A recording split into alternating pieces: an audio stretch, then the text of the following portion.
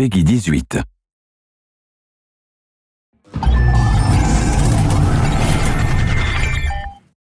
Hello everyone, I'm Colin Graham. I'm the animation director on Watch Dogs, and today I'm excited to present to you a vertical slice of the Watch Dogs free roaming experience. So actually, this is not a mission. Everything we're going to showcase today is completely systemic, and we're free to do as we please. We start off in the wards, the low-income district of our interpretation of Chicago. When creating the world of Watch Dogs, we wanted to stay true to the city and give a unique flavor to each and every neighborhood, not only in terms of the architecture, but also in terms of the people that you'll encounter and what is happening in their day-to-day lives. In the wards, you'll see working-class citizens, rusty cars, gang members, abandoned houses, and low-grade pawn shops. It's really not the kind of place that you're going to want to be alone after dark. Nowadays, modern cities are increasingly managed by software, controlling traffic lights, electricity grids, and surveillance systems. In our version of Chicago, this management software is called CTOS, or the Central Operating System. The CTOS controls everything in the city, and it was created by the Bloom Corporation. Since the CTOS has been installed in Chicago, people get to work faster, the crime rate has dropped, and the communication networks are now more accessible and stable than they ever were before. It goes without saying that if everything is connected, somebody able to take over the system would be extremely powerful. At this point in the game, we don't have control over this district's CTOS system. The icons that you see over people's head mean that we cannot hack into their mobile devices at the moment. We need to find the CTOS control center, install a backdoor virus into the system to take control over all of the infrastructure in this district. There it is, the CTOS control center.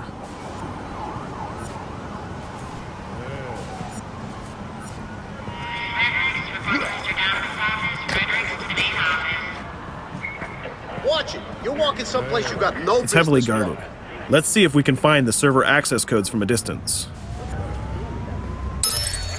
With cameras, we can explore restricted areas without being spotted, tag different guards, and access details on their lives. What the hell is she doing with that weasel motherfucker? It seems that Bloom employees all have a sort of shady past. There it is, the access code to the server room. Unfortunately, we can't access the server via the cameras. We need to sneak inside. One thing that was really important to us when we designed Watch Dogs was to fully support different player styles. Every situation in the game can be tackled the way the player sees fit. In this situation, we can go all out guns blazing, completely stealth without the guards ever seeing us, or we can hack from a distance without ever setting foot inside the restricted area. Let's hack this forklift. Aiden can use the environment to distract and lure guards. Pretty much anything you hack has multiple functions. So, for example, you could use this forklift to access the roof, or you could use it to create cover. Hacking in Watch Dogs is all about player expression. Let's set an improvised explosive device so we can hack it a little bit later.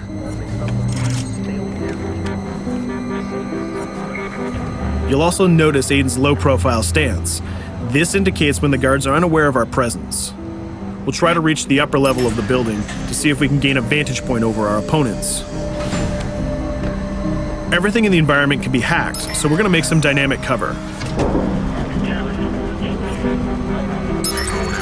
That's how you spend a day off. Some quality meat. We'll use this forklift to lure the guard towards our IED that we set earlier. Let's see how this plan unfolds. You're working them on.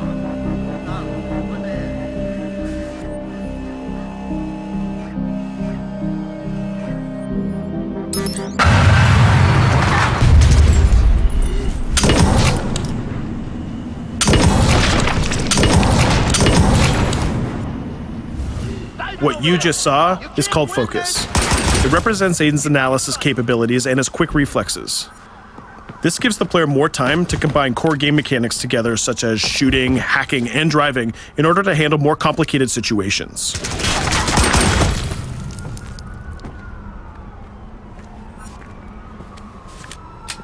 Now we can access that control room.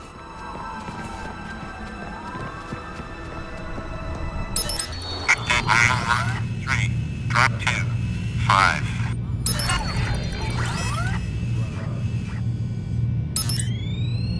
Now we'll be able to hack all of the devices connected to the CTOS within the districts. Thousands of cameras, traffic lights, the electricity grid, and most importantly, all of the citizen information profiles. We can also benefit from the Chicago Police Department Crime Prediction System, which uses facial and pattern recognition to spot potential criminals or potential victims. Since this is a pretty rough neighborhood, I'm pretty sure we're going to stumble on some suspected criminal activity pretty soon. And there it is. The system just pushed an alert of a potential crime.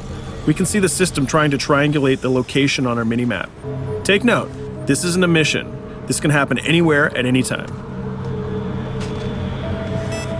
We've just spotted a potential victim. It's always up to the player if he wants to investigate or not, to take action or not. So let's see how this turns out. Yeah, you're right. Could I just...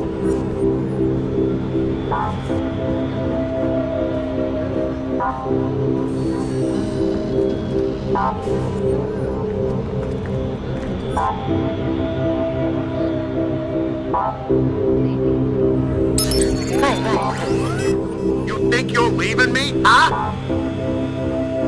Jesus, I told you to stay away from me! You belong to me now. Get it? You better leave or I'll call the cops!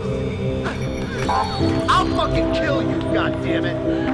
Get off! Yo, that was close. Good thing that we intervened.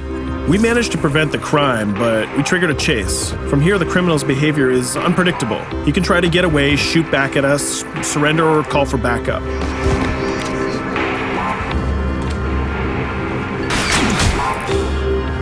It seems like he decided to get away by car. Let's chase him down.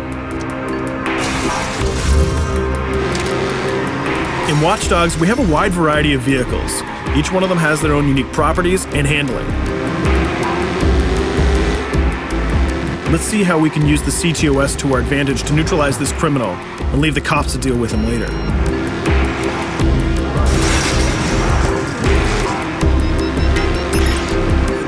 The chase stops right here. Using the blockers usually reserved for the cops during interventions, we managed to stop this criminal without killing him. This gives us a reputation bonus.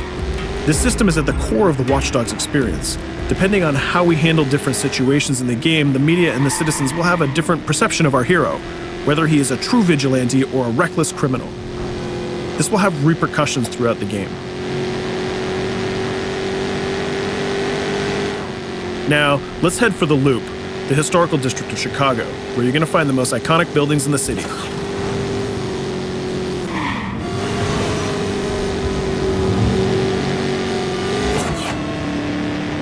We're going to go to a gun shop to see what arsenal is available for players. The economy is a big part of Watch Dogs. Players will be able to grow their arsenal with weapons and craft their tools in order to increase their power and their hacking abilities.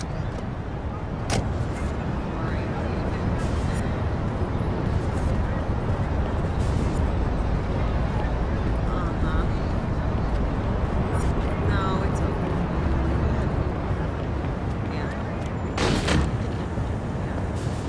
You will find all of the weapons that you would expect in a traditional shooter. Pistols, assault rifles, guns, sniper rifles, and grenade launchers, just to name a few. A lot of bullets were fired in our last encounter with the CTOS guards. Let's stock up on some more ammo. Finding everything.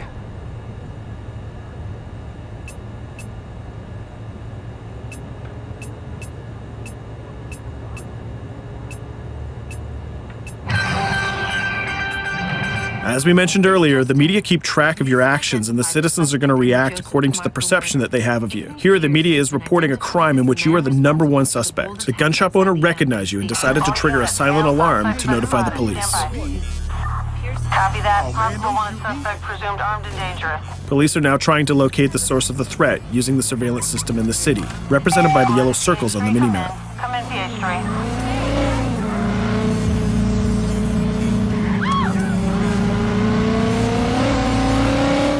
Aiden is able to stall their efforts by hacking into their communication systems while avoiding the scanning areas.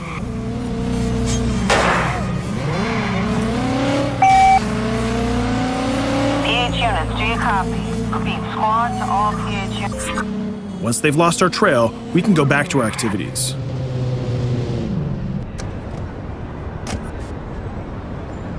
One thing that Bloom did to win over the population of Chicago with the CTOS project was to install free Wi-Fi hotspots throughout the city.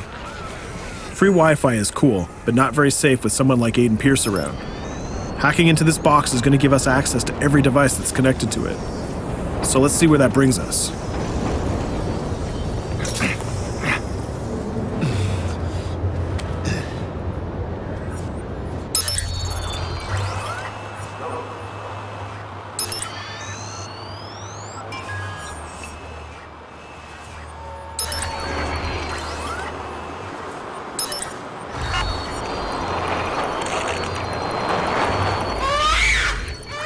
We just hacked into the webcam of a laptop. It seems that we're in the apartment of a mother and we can hear her baby crying in the background.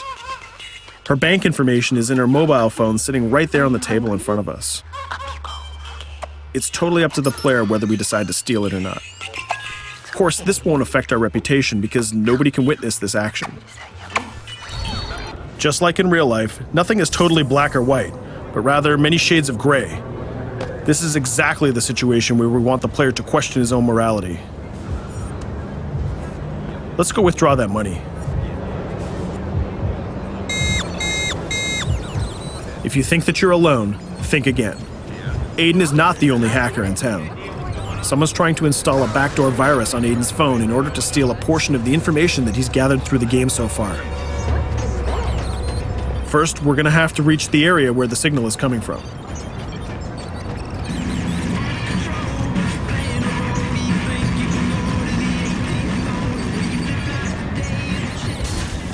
Using our profiler, we're going to try to identify the hacker before the installation finishes.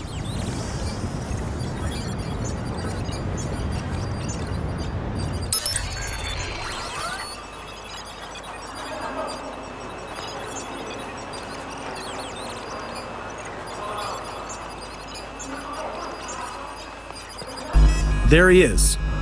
In Watch Dogs, things aren't always what they seem to be. This is actually another player that seamlessly came into our single-player experience.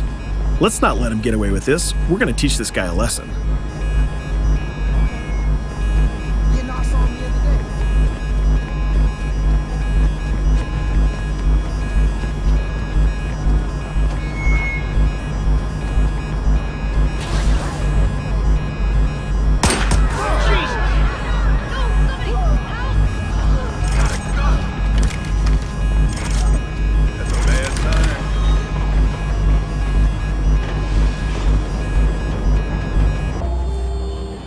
We stopped the hack, but the hacker managed to get away. I don't know about you, but we can't let this pass by. We need to retaliate.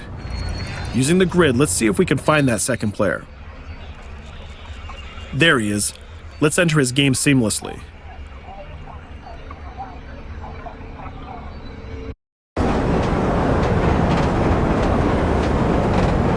The second player is not yet aware of our presence. If we act carefully, he might think that we're one of the many NPCs in the city.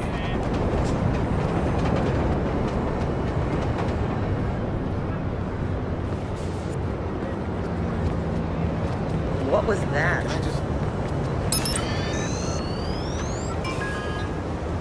So let's find a place to hide and start hacking. What's going on?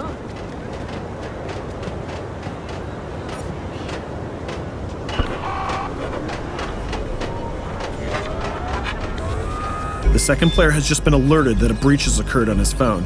He's trying to find us using his profiler.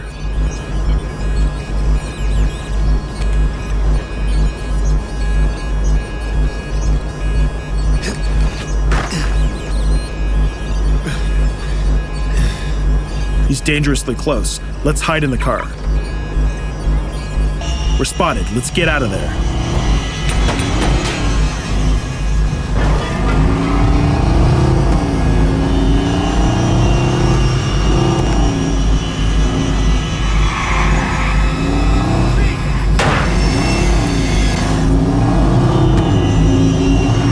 Let's set up an ambush right here. By dragging the other player back here into the alley, we make sure that no civilians get hurt during the firefight. We didn't succeed in hacking the second player, but we did get a little bit of revenge.